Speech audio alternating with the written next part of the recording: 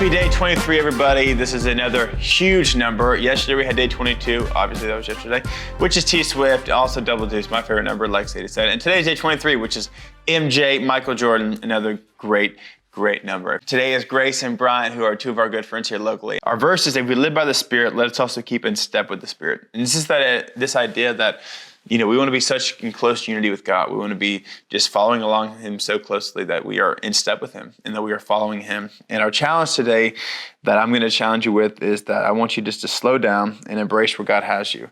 There's an idea called the art of taking a 2-minute vacation. So take 2 minutes out of your day to relax your minds. In the super busy paced world and just super busy paced world. That didn't really make much sense, but in a super fast paced world, it can be hard just to take 2 minutes just to relax your mind, with your phone and just the hustle and bustle of everything. I just encourage you to take 2 minutes and just to kind of reframe your life and just think about where God has you. I love the idea of 2-minute vacations, honestly, because I think that sometimes I feel like, I need a vacation, I need a break, but it's just not practical that I'm going to get one in this season, Maybe you're busy, maybe you don't have the finances to do that right now, and you're like, man, I so need this, but I just can't make it happen.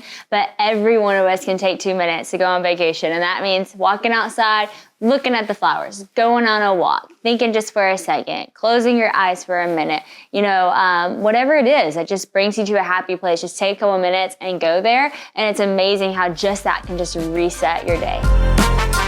Hey friends, Brian and Grace here. Welcome to day 23. God makes you His. Today I wanted to share with you guys something that we taught our campers whenever we were counselors at Camp Chioka summers ago. It goes along with this idea that there's going to be times in our Christian walk where we feel like God's distant from us. That is never true. We are distant from God, but sometimes it does feel that way. So there's this analogy that we shared with our campers, and it goes something like this.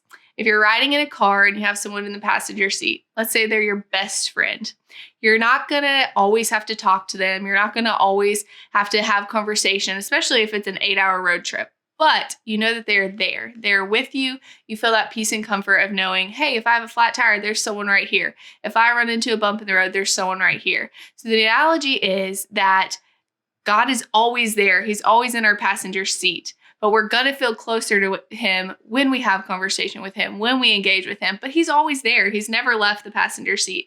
It's where we go and deciding if we're going to take Him with us and how closely we want that walk to be. Remember that even in our busy schedules, we can take time to worship God anywhere. Even if you're a new mom or a busy working person, all of those things, take those 2 minutes out of your day. That can be intentionally listening to worship music in the car.